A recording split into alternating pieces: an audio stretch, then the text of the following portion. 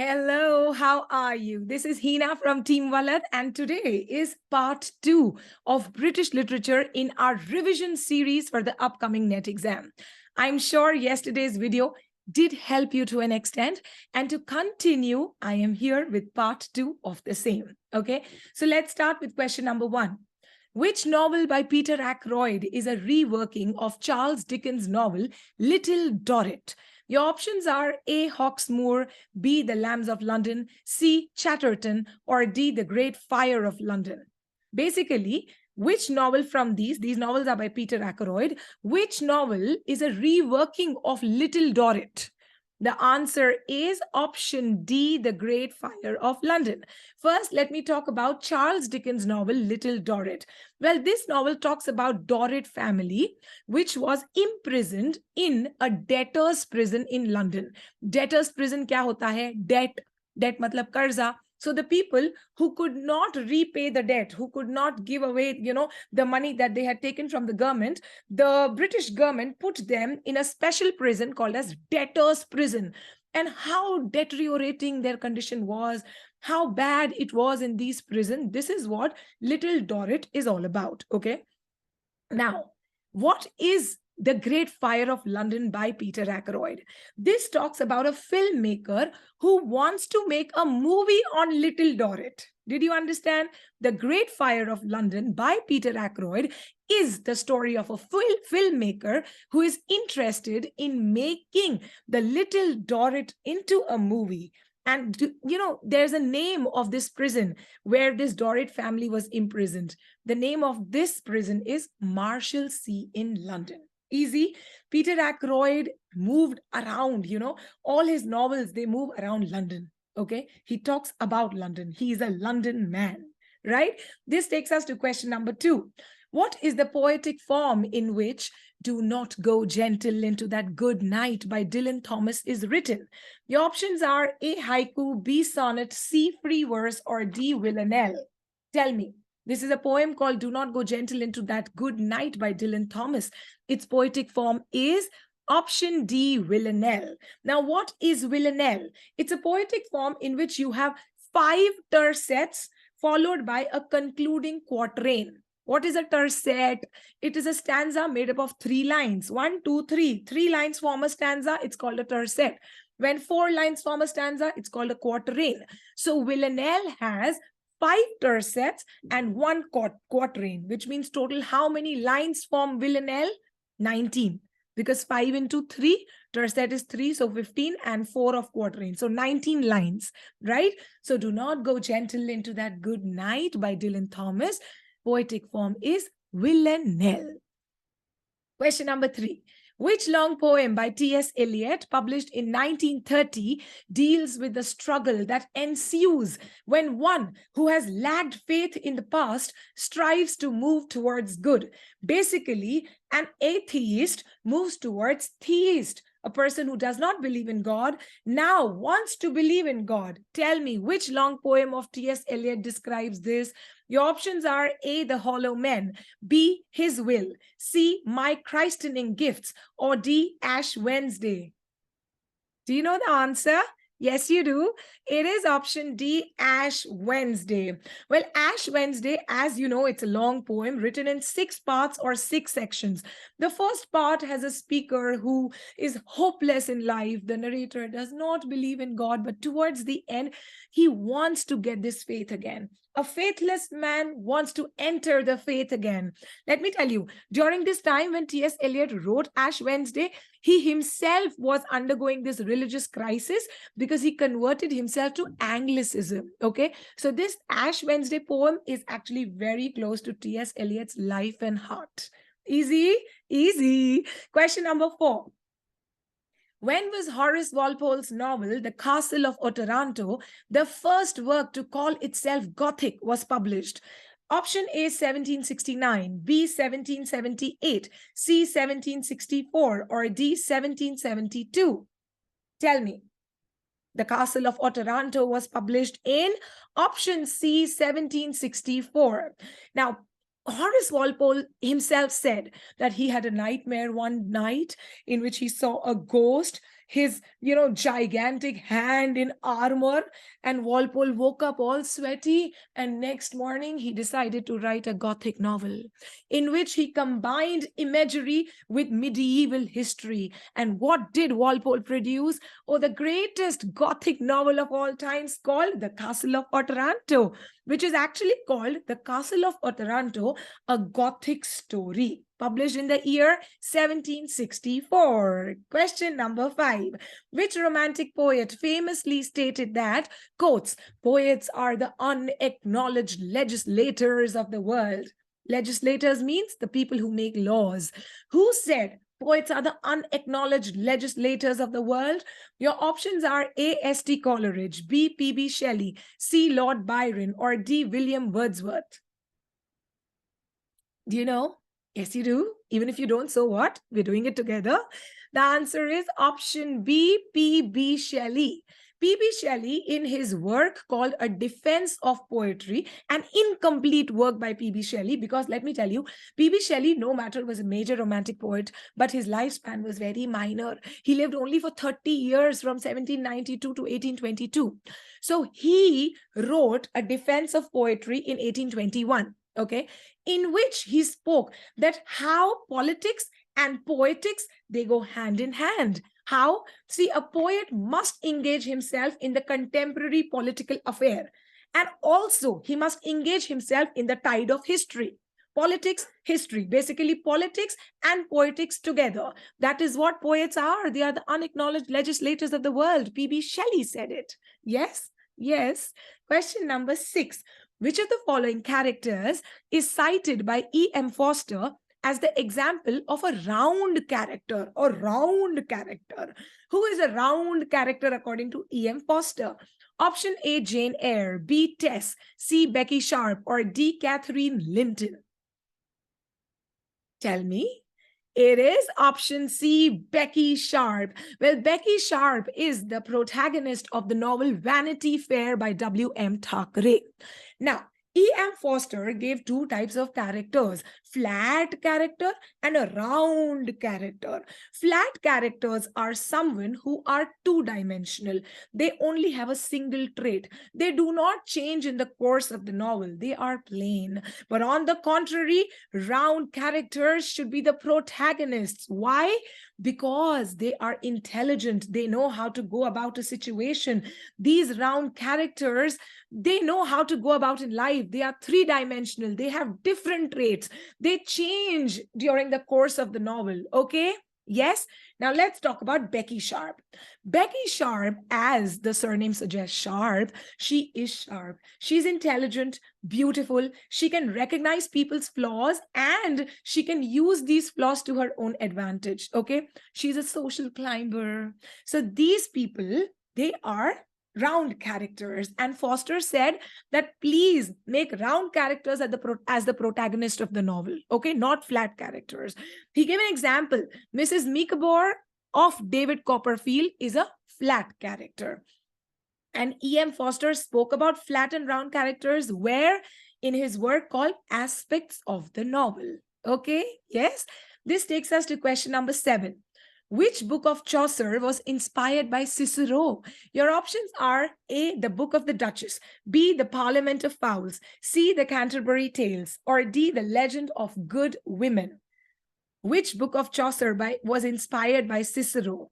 The answer is option B, the Parliament of Fowls, because let me tell you, this Parliament of Fowls, this dream vision poem of Chaucer begins with the narrator reading a book of Cicero. Which book of Cicero? Somnium Scipionis. Cicero's Somnium Scipionis. Okay. And let me tell you, Chaucer has actually spoken about Cicero's book Somnium Scipionis in 2 of his works, not just in the Parliament of Fowls, also in the Nun's Priest's Tale. Okay. Yes, easy. A little bit about Parliament of Fowls. You know, with this work, Valentine's Day got importance. Valentine's Day got recognition as the special day of lovers. Yes? Question number 8. In which Elizabethan play is an entire nunnery destroyed by giving poisoned rice as charity? Your options are A. Bartholomew Fair, B. The Massacre at Paris, C. The Jew of Malta, or D. The Revenger's Tragedy. An entire nunnery or a convent is destroyed. The nuns, they die out of eating poisoned rice. The answer is option C, The Jew of Malta. Jew of Malta, you know, is a work by Christopher Marlowe. It's a play. Its protagonist is a very wealthy Jew merchant of Malta whose name is Barabbas. Barabbas, because he's losing his property to the government, he wants to take revenge. His wealthy house has been turned into a nunnery. So what does he do? He stirs poison into the rice which has to go into this nunnery, because of which all the nuns will die. Okay, let's move on. Question number 9. Which of the following is not a Kafkaesque novel? Not a Kafkaesque novel. Okay, what is Kafkaesque related to Franz Kafka? First, let's listen to the options. The first option is Fight Club by Chuck Palahniuk. Option B, Those Barren Leaves by Aldous Huxley. C, City of Glass by Paul Auster. Or D, The Strange Library by Haruki Murakami. Which of these is not a Kafkaesque novel? Now, first, okay, I'll tell you the answer, then I'll tell you Kafkaesque novel. The answer is Those Barren Leaves by Aldous Huxley. This is not a Kafkaesque novel. Okay. Now, Franz Kafka was a German-born bohemian whose works were completely complex, illogical, disoriented, distorted, nightmarish, absurd, and strange. Franz Kafka's novels were all this in one. The most common example is Metamorphosis, in which a man is sleeping one night and in the morning he wakes up as a cockroach. You should read Metamorphosis by Franz Kafka. So the question says, all these novels are strange and absurd except for one. So Fight Club definitely is Kafkaesque. City of Glass is Kafkaesque. The Strange Library is Kafkaesque. But Those Barren Leaves is not Kafkaesque. It is a satirical novel by Aldous Huxley. Okay, yeah, let's move on to the next question. Arrange these utopian novels by their order of creation. Okay, these are utopian novels. We just have to tell when they were published.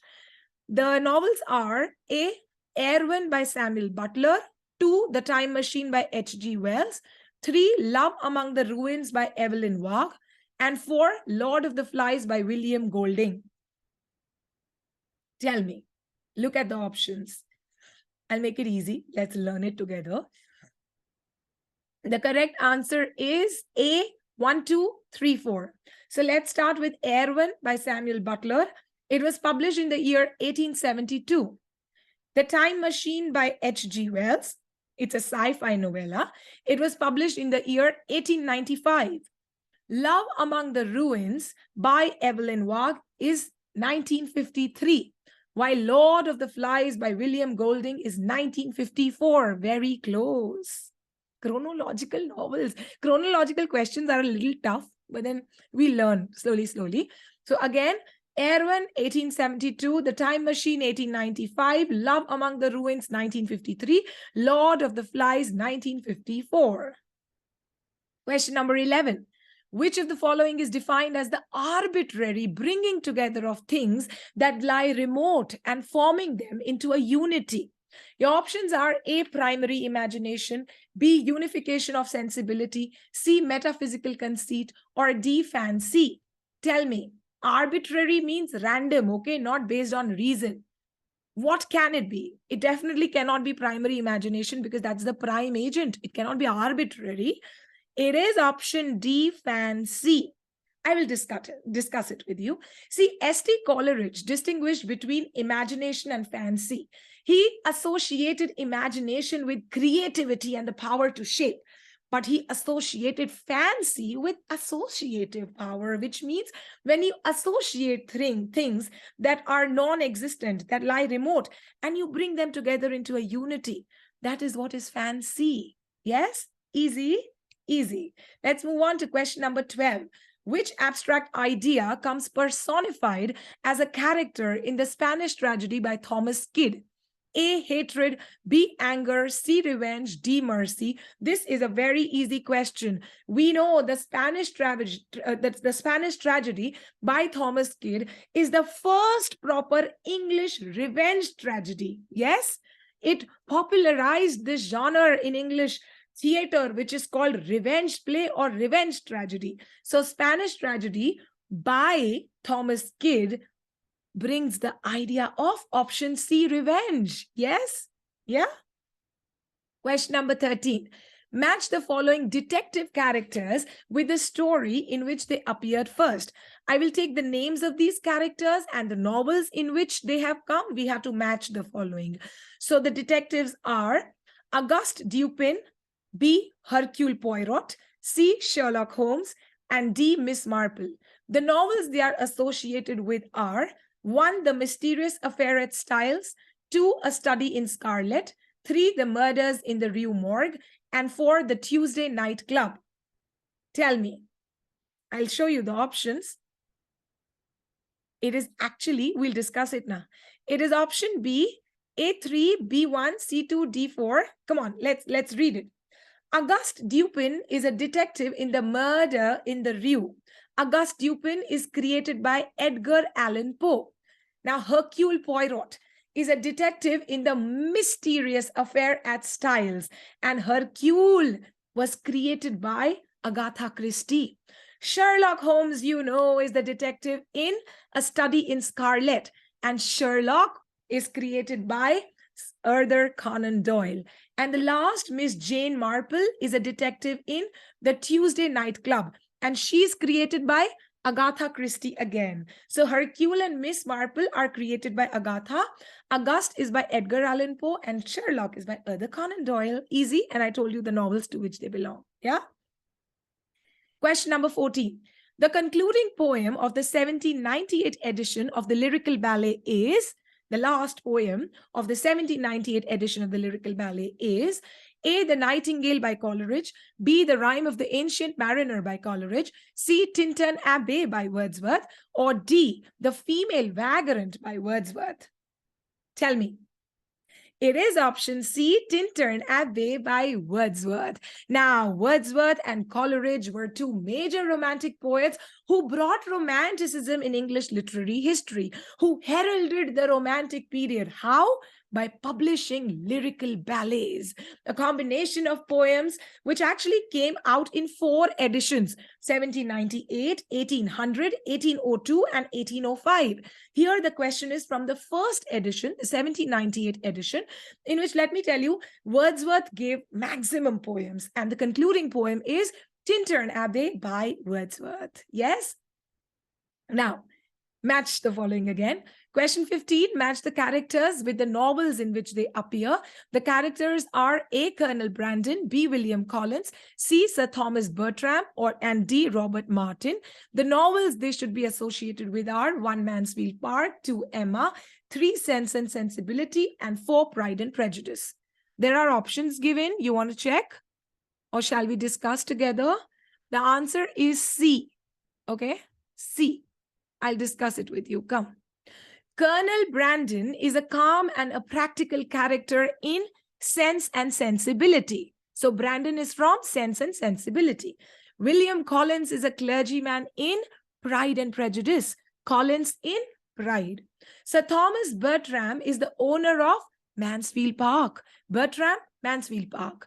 And Robert Martin is a farmer in Emma. Martin, Emma. Okay, easy. Question number 16. That was not easy, huh? Learning characters. They're not even the protagonists.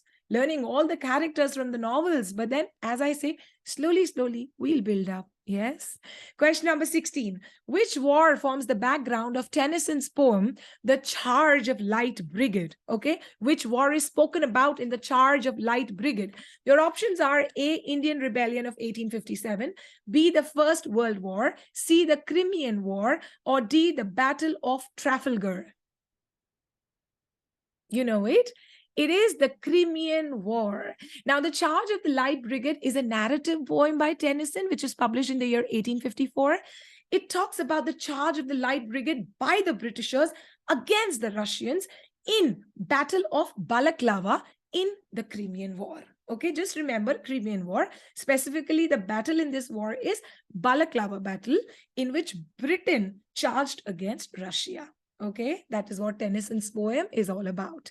Let's move on to question number 17. Arrange the following characters chronologically according to their years of appearance. Tough. Okay, A, Sir Mulberry Hawk, B, Monsieur Defarge, C, Sam Weller, and D, Mr. Wilkins Micawber. Karte hai na? Let's do it together. See, all these characters are from Charles Dickens novels, that's for sure. Hawk, Defarge, Weller, Micawber. Come on. It is CADB. Okay, option B. Come on now, let's do it together. Sam Weller. First, let's talk about Sam Weller. He's a character in the Pickwick Papers, which was the first novel of Charles Dickens, and it was published in 1836. So Sam Weller, Pickwick Papers, first novel of Dickens, 1836. Next is Sir Mulberry Hawk. He is a character in Nicholas Nickleby, which is Charles Dickens' third novel, published in serial form from 1838. Okay, so Sir Mulberry Hawk, Nicholas Nickleby, 1838. Then comes who? D, Mr. Wilkins Micawber. Mr. Wilkins Micawber is a character in David Copperfield. That was Sir Mulberry Hawk. Sir Mulberry Hawk was from Nicholas Nickleby, while Mr. Wilkins Micawber is from David Copperfield. This is again Charles Dickens' novel, published in the year 1850. So 1836, 1838, and now 1850, David Copperfield, in which we see Mr. Wilkins Micawber. And last is Monsieur Defarge. He's a character in Tale of Two Cities, again Charles Dickens' novel, published in the year 1859. Okay, okay. Listen to it again, you will get to know, and you will say, okay, Hina.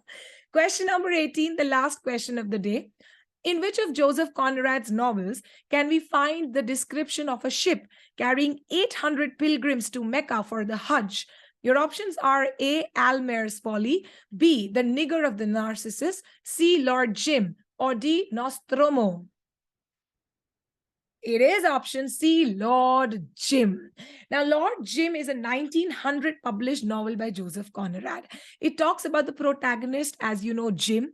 Well, he is a crew member of a British ship, which is called Patna, okay? But there is a mishappening in the sea, because of which all these crew members, including Jim, they abandon the travelers in the ship and they run away. They leave the travelers to their own fate. These travelers, this ship, Patna, carries 800 pilgrims to Mecca for the Hajj. And throughout this novel, Lord Jim is haunted by the guilt of abandoning the ship, of the horror of abandoning this ship. And with this, we are done with today's session. Tomorrow, I'm going to come again. I might bring part 3 of British literature, okay? Wait and watch. This is Hina from Team Vallath. Thank you so much for being with me. It was great being with you, okay? Bye-bye. Take care of yourself.